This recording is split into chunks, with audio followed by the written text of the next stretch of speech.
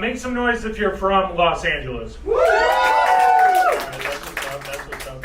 I never faced racism till I moved to Los Angeles. And I'm from Massachusetts, where they make racism. You know what I mean? Because I'm half Italian and half Armenian. So anytime you tell someone you're Armenian in the city, they always say the same thing. Oh, you live in Glendale, you drive a white BMW? And like, I do, but that's not the point. I was at the grocery store the other day, this guy came up to me and he's like, hey man, what nationality are you? I said, I'm Italian and Armenian. He goes, oh, what a beautiful mix. Oh, what a beautiful mix. What am I, a Labradoodle? Talking to me like I'm a dog for, man. I don't know, people assume my nationality a lot, and it like varies on where I am in the country. Like, on the West Coast, people just come up to me and start speaking Spanish. I don't know any Spanish. And then they get mad at me when I tell them I can't speak Spanish. It's like, bro, relax. I didn't tell you I could speak Spanish. I'm not even wearing a Raiders jersey, you know what I mean? I was in Ohio doing some shows. I cut this guy off in traffic. Did you just cheer for Ohio? Gross, dude. I cut this guy off in traffic. I went to apologize like an idiot, because no one's ever accepted an apology in traffic. This guy interrupted my apology and said, oh, you're just going to speak with an American accent? Why don't you go back to whatever terrorist country you came from? That's what he said to me. Bitch, I'm from Massachusetts. Did you just say that sounds like Ohio? Expose your racism a little more. Okay. Here's the thing. The craziest part about that is there are people in Ohio that think terrorists are practicing Massachusetts accents in order to blend in better. You know, like there's a bunch of terrorists in a cave somewhere watching Mark Wahlberg movies, dude. Like, that's what people in Ohio believe. I do think people can change, though, because like my dad's a shining example of that. My dad's a 62-year-old blue-collar man, Italian from the East Coast. So needless to say, this gender revolution wasn't the easiest for him to handle, right? And I got a 4-year-old nephew. He has autism. He's taken to wearing dresses every day. We don't know why. We don't know if he's gay, if he's trans, if it's the autism. We just know the kid loves wearing dresses. We're all over my sister's house one day. She got 5 kids. They're all running around. My nephew's in a silk nightie because he has impeccable taste. You know what I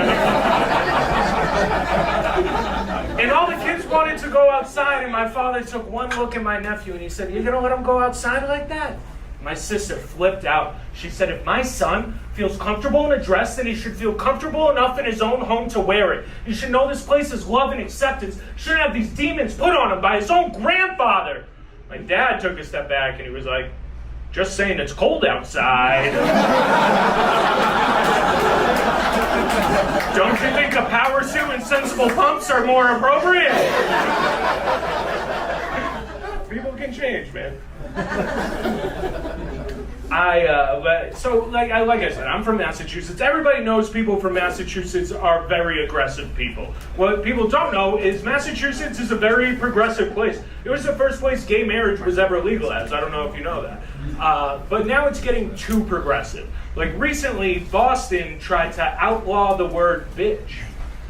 That's crazy, man. That's Boston's second most used word, dude. Right after retard. And here's the thing. If you're going to outlaw a word, we're just going to find another word that means the same thing. You know what I mean? Like, if you outlaw the word bitch, you're just opening the door for me to use twat in everyday language. That's all. And the craziest part about it was the proposed punishment was a $500 fine or 6 months in prison. That's wild. I don't know if you know anything about Massachusetts prisons. They're no joke. That's where Whitey Bulger went. That's where Aaron Hernandez died. That's where the Boston Marathon bomber lives today. You go there for saying the word bitch, you're gonna end up somebody's twat, dude. That's just how that fucking works. Before I was a comedian, I used to do security. LA needs security. This is a wild-ass town. I used to do security at the mental health facility in Hollywood. That's where mental illness is created. I don't know if you guys know that. It's a fucking wild place.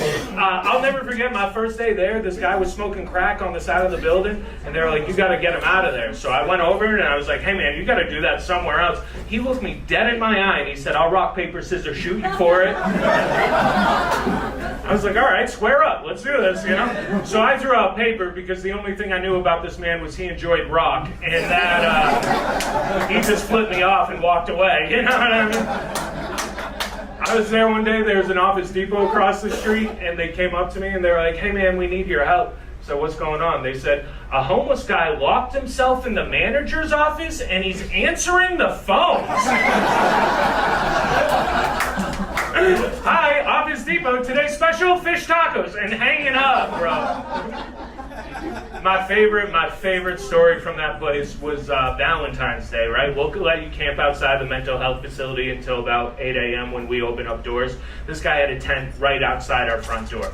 I had never evicted somebody from a tent before. I didn't really know how to go about it, right? So I just kind of knocked on the wall behind the tent, and he stuck his head out, and he was like, how can I help you? I was like, how did I become the solicitor? You know what I mean?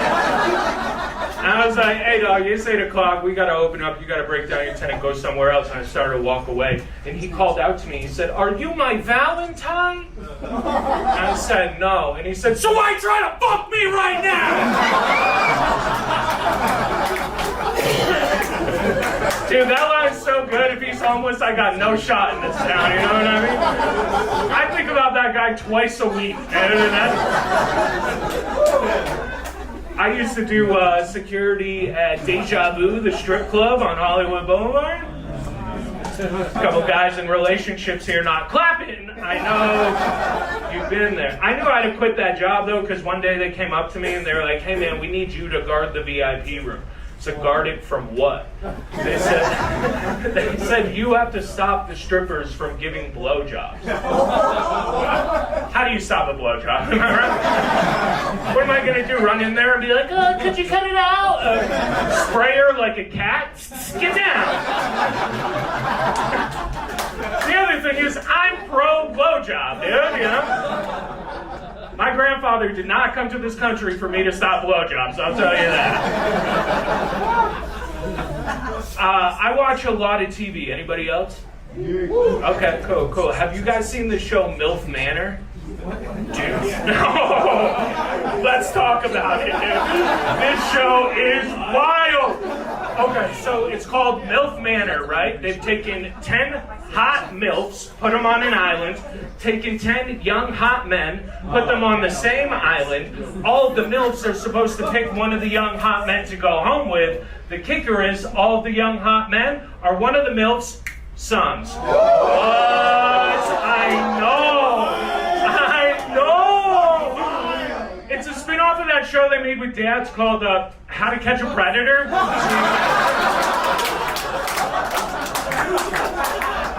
Man, this is the first show I've ever watched where I was like, I get why people want to bomb America now, you know what I mean? It's fucking wild. I watch a lot of serial killer documentaries. How about y'all? Yeah. Cool. I think I'd be a terrible police witness, dude, because I can only describe people by, like, comparing them to other people, you know what I mean? So the cop would be like, what do the perp look like? And I'd be like, what do you look like? Have you ever seen Malcolm in the Middle? And he'd be like, no. And I'd be like, well, he's gotten away with it then. I don't know. I don't know what you want me to tell you, dude. All right, I'm going to end on this. I thought about this today. I don't know if it's funny, but we'll see. Who do you guys think the most delusional people in the world are? Is it like QAnon people? Is it vegans? Flat earthers. Government. Flat earthers. Okay, that's pretty good. What'd you say? Government. Government, yeah. From the guy in sunglasses in the first row? Yeah. Checks out, dude. That checks out. There's no way my punchline is going to be funnier than that.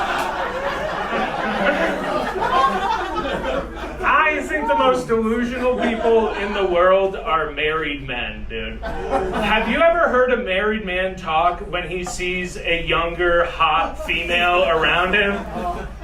Oh, if I was single. Oh, if you were single, you'd subscribe to our OnlyFans. Guys, that's my time. My name's Anthony Amarillo.